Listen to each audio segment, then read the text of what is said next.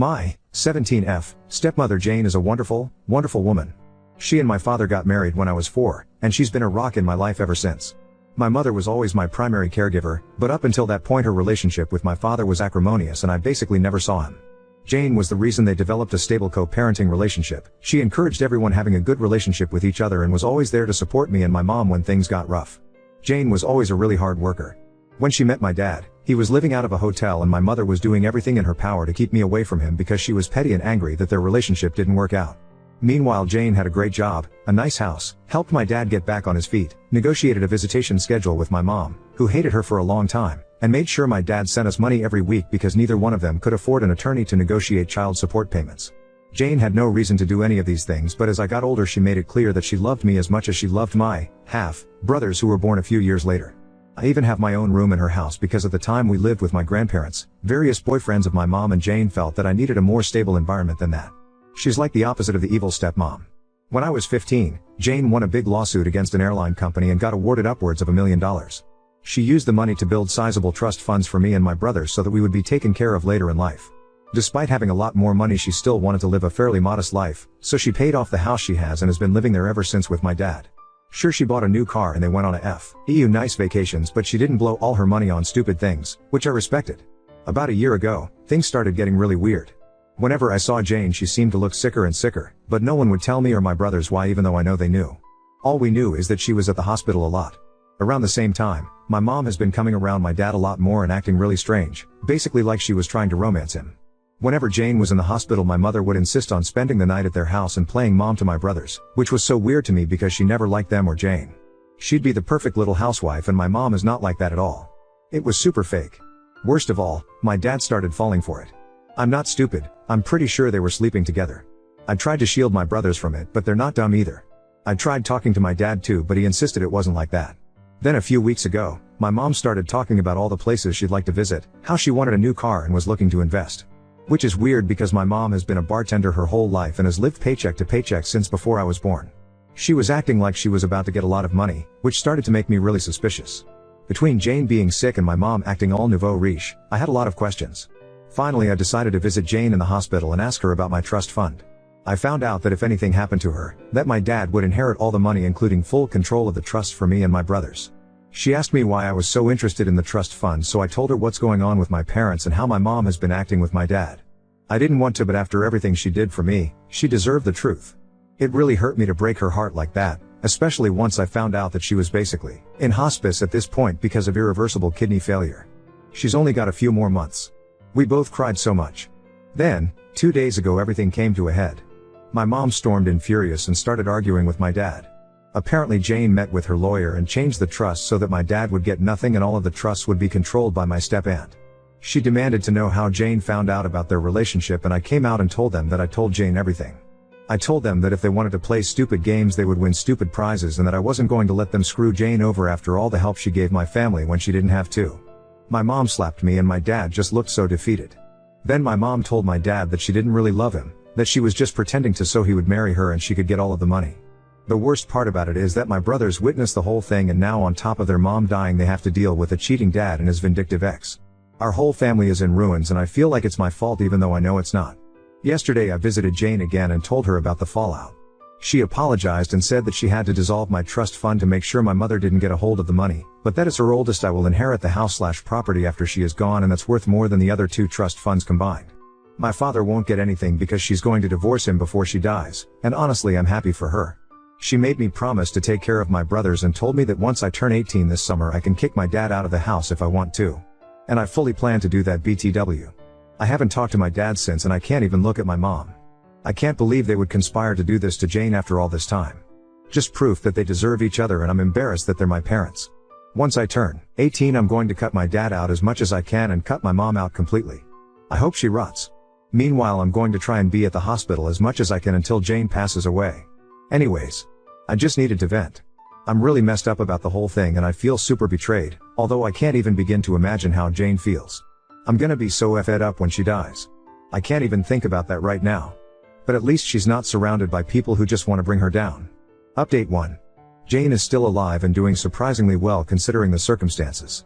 She's always been a fighter, and although her disease has been progressing, she's keeping a positive attitude with everything that is going on. She says she's grateful that she was able to see everyone's true colors before she passed so she could go into the next life knowing the truth. We have become so unbelievably close in the past few months, and it's getting harder and harder to know that she's getting close to the end. She doesn't ever talk about it though, and I know it's because she doesn't want to hurt me, but we both know the situation, so we're just making the best of our time. I'm also not being completely transparent about all of the drama at home, but TBH, I don't think she needs to hear all of that. We did end up having that surprise celebration of life that I planned. A lot more people showed up than I thought, but they all got an Airbnb near the hospital where Jane is, and we were able to take her out and spend some time at the lake near the facility. It was super low-key, which I know Jane preferred, and I was even able to get her old college friend to come after I found him on LinkedIn lol. We had food and there was music and we played games, and it was overall a really great time, except Jane started crying at the end, but she promised me it was just because she was grateful.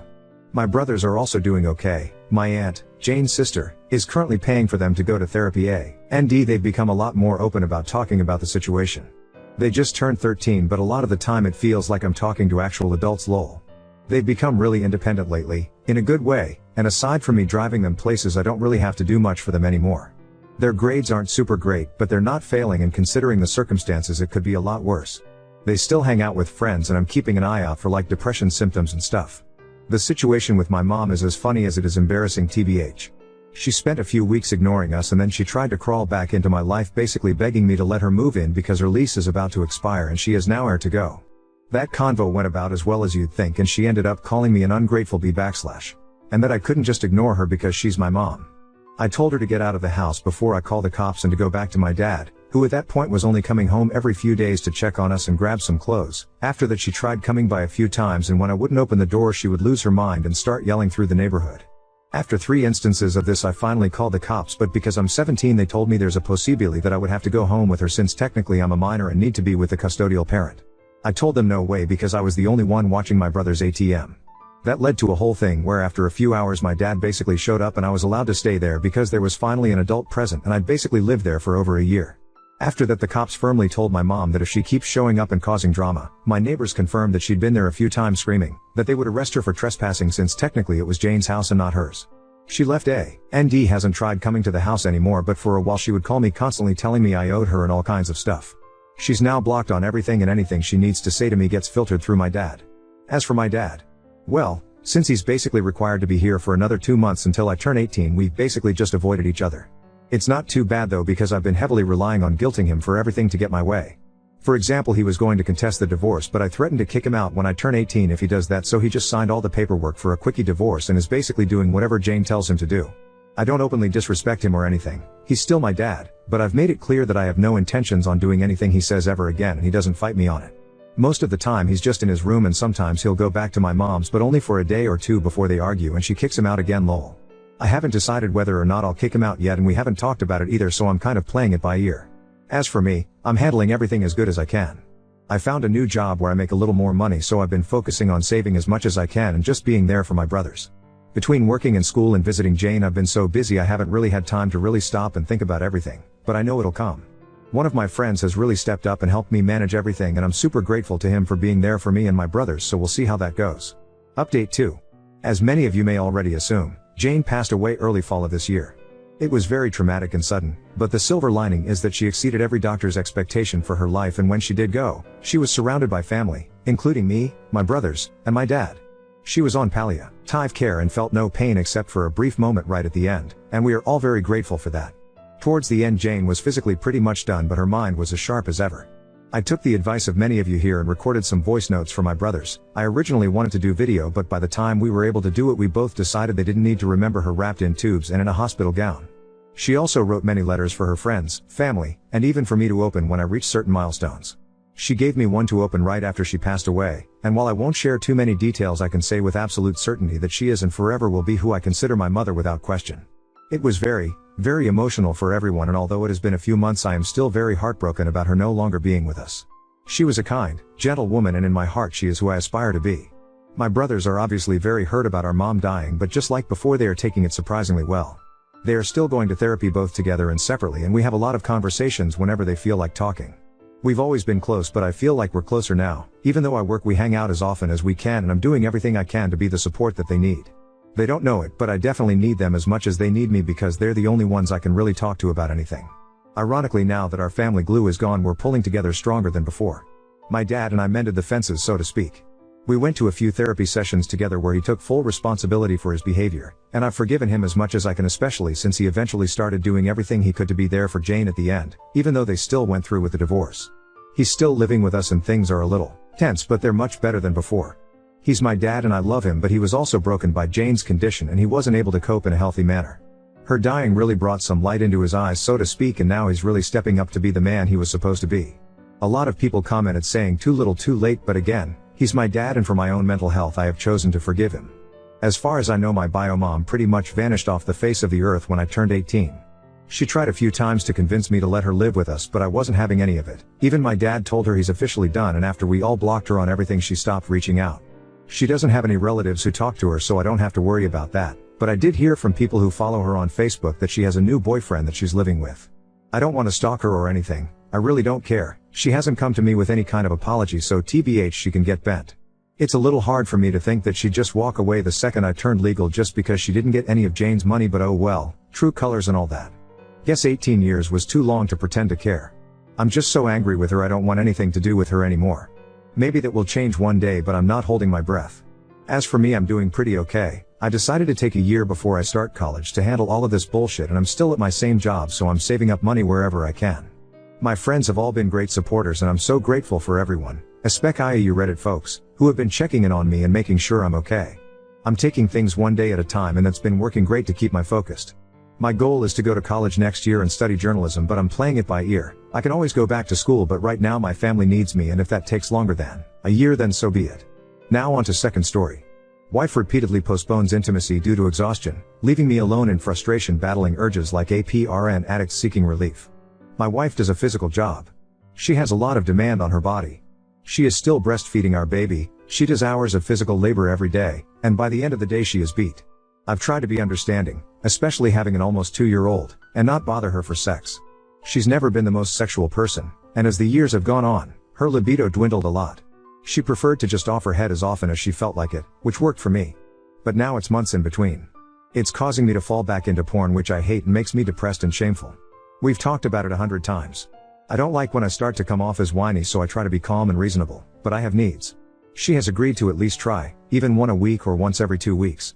Months have gone by. I have to beg. It's fucking pathetic. I'm so lonely. I think about her so much that I'm sitting her with literal blue balls. She said I'd get some last night, but the baby stayed up late. Now it's the next night, baby went to bed early, but she's conveniently fallen asleep again. I'm crawling in my skin, trying to fend off the urges like an addict. What the hell do I do? Update 1. After considering everyone's advice and reflecting, I had a big talk with my wife. Here's what happened. The deadbeat question. Midday I asked her if she felt I could be doing more with my son or house upkeep. She said she appreciated me asking but felt we had a good balance. Later that night I picked up dinner and read more comments. Decided to dig deep. Surprisingly, as I was getting out of the shower, my wife was waiting for me and asked if I wanted a BJ.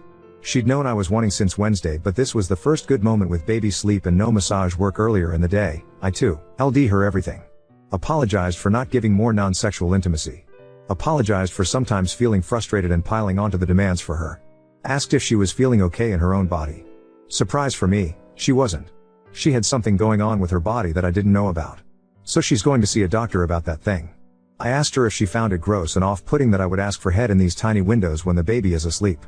She said not at all, only that she feels guilty when doesn't feel up to it, but that it's okay to ask. Then the best part, we had a long chat about prioritizing both solo time and date time. We had really let this thing get away from us, but with our son old enough, it was time to work on it. We fantasized about doing things again, even in short windows. We agreed to ease back into our sex life as it came. The second best part, she then gave me the deluxe blowjob package with all the fixins. She still isn't ready to have her body touched sexually, so we stayed up to cuddle and watch a show. Thanks to everyone who told their stories and gave tough but true advice. Everyone that advised me to cheat, rethink your lives. People that pushed me to porn are like pushing beer to an alcoholic. I was clear it's not good for me. And people who had an axe to grind on me like in some slob deadbeat, I'm sorry truly that there are so many models of this in your life that it's the first thing you jump to. Me and a lot of men have to do better. Update 2. Vape, it's about to be 3 years without sex with my wife. I went to a strip club a few days ago and something strange happened. In post 1, I got beat up about pulling my weight in the household, about prioritizing non-sexual intimacy, and communicating well. In my second post, we sat down and had a game-changing conversation where I realized that my wife had a post-birth exacerbation of a pre-existing condition that made her lady parts. Not great. Since post 2, our lives have only gotten more busy and stressful. Our kid is more of a handful than ever, and there are a variety of homeowner projects that are killing us. Feels like everything is broken around here and we're stressed. My kid is growing and sleeps in our bed, so I've moved to his bedroom for now. It honestly helps everyone sleep better for now, but needless to say, there is zero sex happening. But in post 2, wife said that while she wasn't ready for sex yet, she'd be as forthcoming with throwing me blowjobs when I needed them. I've tried to pick good moments. Never on days when she's working hard with her body. Days when the house is in order. When she's not on her period. Mostly on days when we've been able to have a little non-sexual intimacy. So it's become this desperate waiting game, trying to find a spare 15 minutes where I don't feel ashamed to ask for some companionship and release. Then having to feel like a pervert trying to pounce on her and beg for a blowjob. I can count on one hand the times this has happened. She's agreed each time, as we discussed, but it just feels so desperate. Using advice from before, I just asked her straight up. Is this condition you told me about, is that just an excuse because sex is no longer enjoyable to you? Like, just tell me. She says that she just hasn't gotten time to see a dermatologist. I completely understood. But the lack of sexual release is twisting my insides. It's making me secretly steal glances at other women, making me feel lecherous and disgusting. Thirst traps are ensnaring me easily. Porn is creeping back into my periphery. Here's something I know to be true, I will never be unfaithful to this woman. She is the love of my life, and the thought of hurting her is the worst thing I can imagine. She's traveling for a few weeks. Being so unbelievably lonely, I went to a strip club. I went to the nicest one in the area, and waited for the most attractive woman who was dancing. There she was, a woman that would have been a lifelong fantasy for me. How are you doing tonight? She asks. I admit it. I miss my wife. I'm lonely. She asks if I want to come into the back. Yes. Let's go. She removes her top and begins to gyrate in front of me. I wait for that electric feeling of aliveness to swell up from deep inside me. And there's nothing. I sat with a straight face for 5 minutes, paid her $25, and walked out and came home. My first thought was the obvious one, the one I was testing, was that my wife was the only woman in the world that I wanted to be with. Maybe I'd aged out of sexual trysts. I don't know. I'm sitting today just feeling lost, lonely, and depressed. I'm praying that when our kid moves to their own room, that maybe we can begin building a foundation over again. Or maybe this is just it, maybe we're incompatible and aged out and that's a wrap. You guys were helpful before. What should I do? Update 3.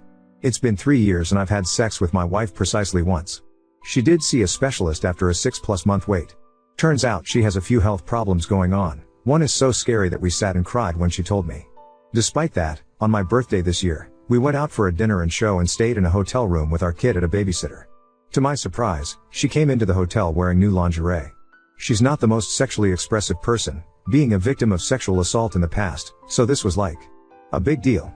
We had sex that night, then we had sex again in the morning. It was really fun, but I could tell she was still in pain, or at least not physically comfortable. She was putting herself out there despite it not being great for her.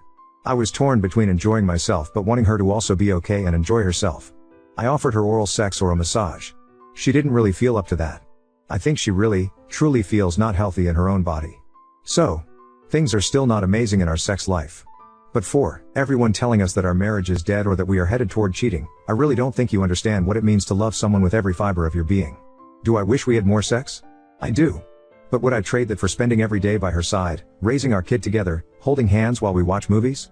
I wouldn't. I don't really know exactly where to go from here. She feels like the medicines she's supposed to take have terrifying side effects. I'm not going to force her into that just so I can have sex with her.